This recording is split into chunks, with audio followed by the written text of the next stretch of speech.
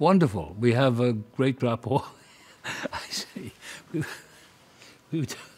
because Banks is very serious, you know, very formal. I don't know how old he is, I think 12, 13, and kind of rather formal.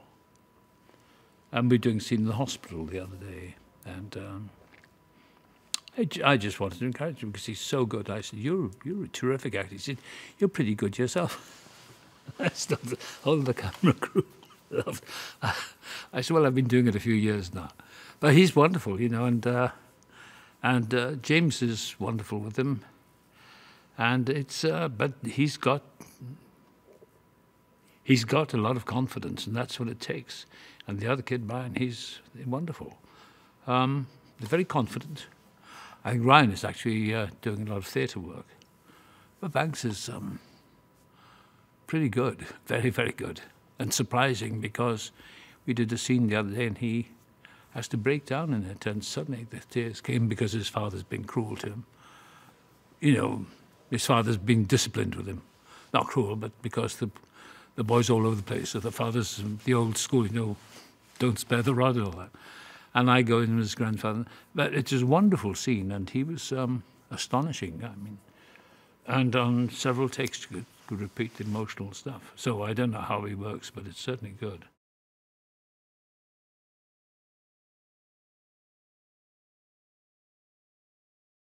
Well, obviously it's very personal to him. I mean, it's got nothing to do with my background, but it must be because that house we filmed in is close to his own house.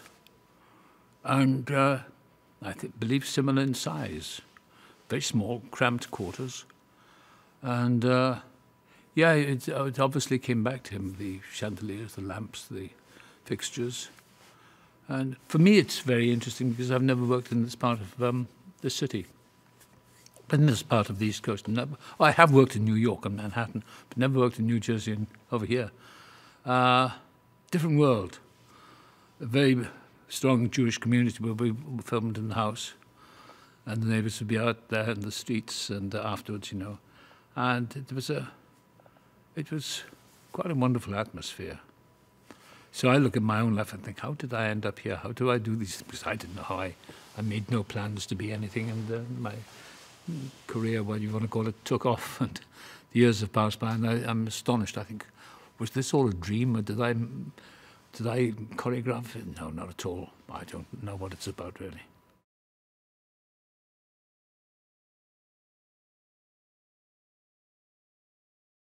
The grandfather's quite ill, and they call him in the film that he's a strong man, but I'm wasting away.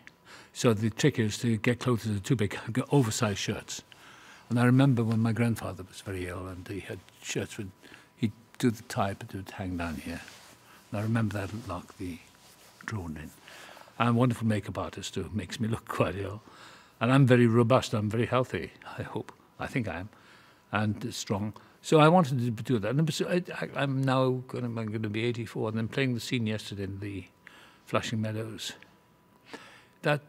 Those days when you're going to say goodbye. And I remember that lost look in my own grandfather's face, like they're already leaving. And it was very helpful. I saw myself in the camera reflection. I thought, oh God, I look like my own grandfather.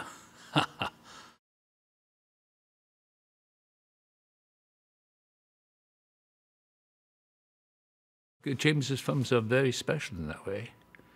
They're contained, they have a content of family and values and love and all the ups and downs of life, pain and suffering.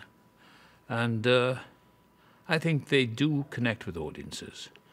I think it's a tendency, I'll stick my neck out here, there's a tendency to be condescending towards. They think, oh, they only want fast guns and all that stuff and speeding and big epic things, which are fine.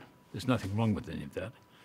But it's a change to do something. I just did one called The Father, which is very contained. It was a French film, really, but set in England with a brilliant director, Florian Zeller, and all set in one apartment, but a man with dementia. And what was remarkable about it was so easy to do. No great production designs. And you get an excellent script like this is, then you're following a roadmap. You don't have to examine and analyze and wonder where I'm come from. It's there in the script. So I don't waste my time doing it. I used to do a lot of that, method. And well, there's nothing wrong with that, but I've been doing it a long time now, so I know the sort of rules for myself. Learn the text, show up, relax, and let it happen.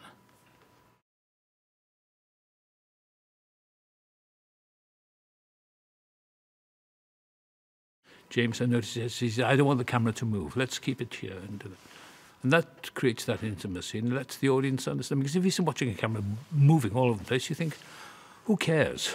Life's not like that.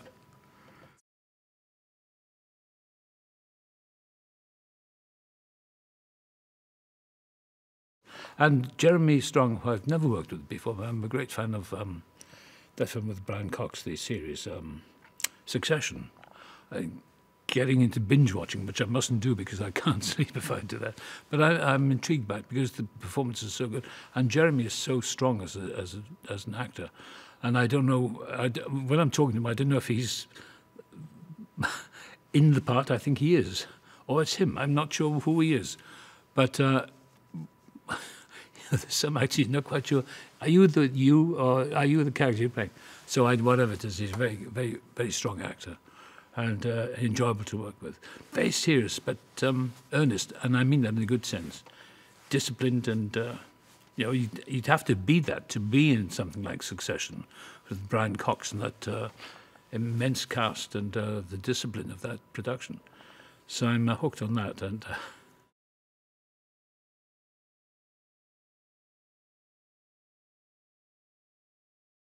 Tova is wonderful. Yeah. And Marcia and Teddy, and an incredible cast. No work required, no acting required. You show up at set and just go for it and have some fun with it.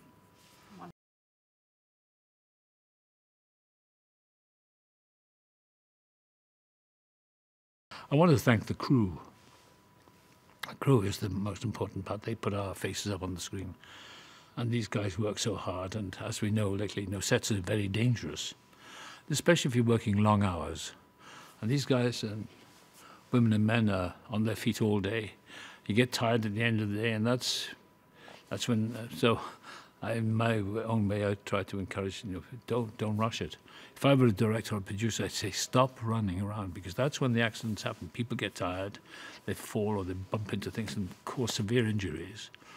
And yeah, I think if I were a producer or director, I'd address that. Thank the crew, because they're the ones who do it. They really are.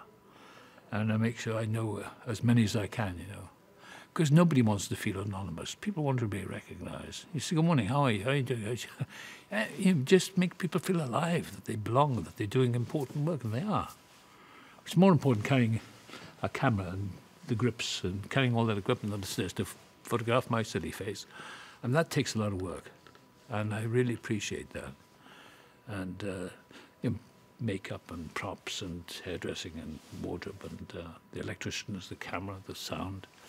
That's teamwork. And I'll never forget that. I was encouraged by that many years ago when I did my first film with Catherine Hepburn and Peter O'Toole. It was called Line of Winter. God, that's 1967. It was my first film, and I remember Hepburn saying, always remember who's filming you, it's the crew. Always remember and appreciate the crew. And she was wonderful with them. Morning, Lenny, she'd say to the electrician, how are you? You out drinking last night? The crew loved her because, and Olivia was another one, Laurence Olivier.